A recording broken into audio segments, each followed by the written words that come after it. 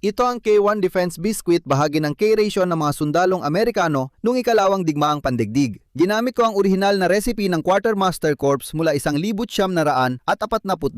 Ngayon, ito at ang iba pang bahagi ng K-ration ay umaasa sa kakayahan nilang manatiling nakakain sa mahabang panahon, kaya ang lasa ay pangalawa lang talaga sa pagpapanatili. Ang ration ay binubuo ng 3 kahon, isa para sa almusal, isa para sa dinner na ang tawag natin ngayon ay tanghalian, at isa pa para sa hapunan. Umaso silang 3 sa iba't ibang biskwit kahit hindi naman masarap. Karamihan dito ay gawa sa whole wheat, gram at soybean flour, may kaunting asukal at molasses at iba pang sangkap na hindi rin naman nakakabilib sa panlasa. Pero may kasama ring marami ibang bagay sa mga kahon na baka mas masarap ang lasa. Instant na kape, processed American cheese sa lata, beef at pork loaf, at synthetic lemon drink na mas pambers ng sahig kaysa inumin. At syempre, may mga bagay din gaya ng sigarilyo at toilet paper, mahalaga kapag nagpaparachute sa likod ng kalaban.